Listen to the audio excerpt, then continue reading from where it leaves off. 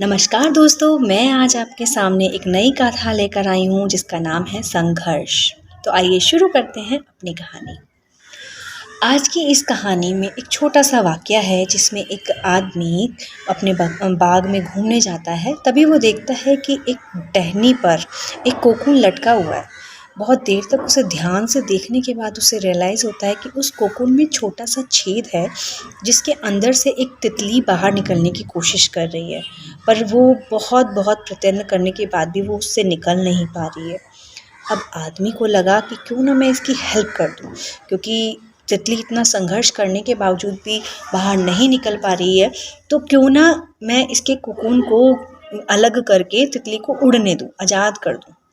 अपने इसी ख़्याल से उसने सोचा कि चलो आज मैं इसे कर देता हूँ, और वो कैंची लाया और उसने अपनी अच्छी सोच, जो उसकी सोच थी वो अच्छी थी कि वो किसी तितली का दर्द नहीं देख पा रहा था, इसीलिए वो उसके संघर्ष को कम करने की कोशिश कर रहा था। तो वो कैंची लेकर आया और उसने देखा कि उस कोकून के छेद से कैंची से उसने थोड़ा-सा लंबा चीरा लगा दिया ताकि वो तितली बाहर निकल आती। अब तितली तो बाहर निकल आई, लेकिन क्योंकि वो संघर्ष नहीं कर पाई थी, इसीलिए उसका शरीर पूरा सूजा हुआ निकला और उसको लगा कि थोड़े दिनों के बाद मैं उड़ सकती हूँ, बट वो नहीं उड़ पाई। दरअसल वो आदमी अपनी दया और जल्दबाजी में ये समझ ही नहीं पाया कि ईश्वर ने जो तितली को ये प्रक्रिया दी है, इसको इतना कठिन इसलिए रखा हुआ है ताकि वो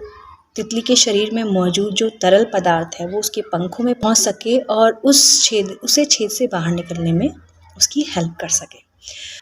तो दोस्तों, वास्तव में कभी-कभी हमारे जीवन में संघर्ष ही वो चीज़ होती है कि जिसकी हमें सचमुच सबसे ज़्यादा ज़रूरत होती है, और हम बिना किसी यदि हम बिना किसी प्रयत्न के उसे पा लेंगे या उसे पाने की कोशिश करेंगे, तो एक अपंग की तरह हम अपना जीवन व्यतीत करेंगे, या हम उस अपंग की तरह हो जाएँगे, उसके समान हम